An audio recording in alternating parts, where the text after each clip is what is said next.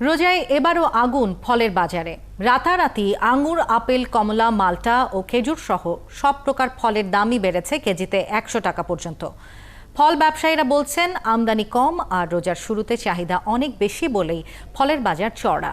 তবে ক্রেতাদের চাওয়া নিত্যপণ্যের পাশাপাশি ফল বাজারেও রোজায় যেন সরকারের নজরদারিটা থাকে।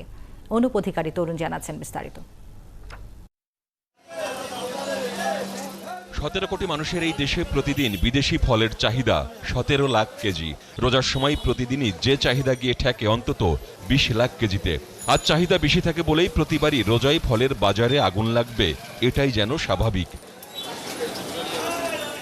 এবারও রোজা শুরুর আগের দিনই বেড়ে গেল আঙুর, আপেল, মাল্টা, কমলা, বেদানা, আনার, নাশপাতি আর খেজুরের দাম। রাজধানীর সবচেয়ে বড় ফলের আড়ত বাদামতলীতে বৃহস্পতিবারও ২০ কেজির কার্টনে যে আঙুর ছিল ২২০০ টাকা, শুক্রবার সেটি বিক্রি হচ্ছে ৩৭০০ থেকে ৪০০০ টাকা। অর্থাৎ প্রতি কেজি পাইকারিতে আঙুরের দাম বেড়েছে ৯০ টাকা। আঙ্গুর ছিল কতদিন আগে ২৫০০, হইল ৪০০০, ৩৮০০। আপেলের দাম, মালটার দাম প্রতিটা কার্টনের উপরে সর্বনিম্ন ৭০০ থেকে ৮০০ টাকা কমে আসতো। সরকার যদি আমাদের কি করতো, ট্যাক্স কমাই দিত, ট্যাক্স।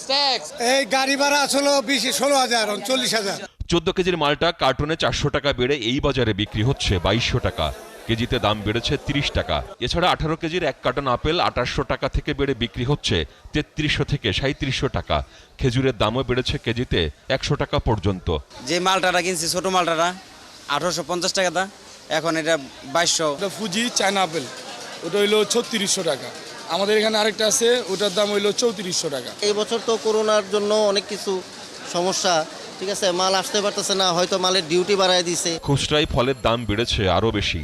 রাজধানীর নিউ মার্কেট সহ বিভিন্ন খুচরা বাজার থেকে শুরু করে পাড়া মহল্লার দোকানগুলোতে বিক্রি হচ্ছে ইচ্ছে মতো দামে। মালটা মনে করেন যে ১৬০ থেকে ১৭০, আর আঙ্গুর হচ্ছে ২২০ থেকে ২৪০, আর নাশপাতি হলো ২২০ থেকে ২৩০। ১৮০ টাকা করে আঙ্গুর নিছি, সে আঙ্গুর নিতেছে ২৪০ টাকা, ২৩০ টাকা। এইভাবে কয়জন কিনতে পারবো বা আমরা কয়দিন কিনতে পারবো? শুধু বিদেশি ফলই নয়, দেশি তরমুজও এখন বিক্রি হচ্ছে ৫০ থেকে ৬০ টাকা কেজিতে। অসময়ের আম তো ৫৫০। অনুপ অধিকারী তরুণ, ৭১, ঢাকা।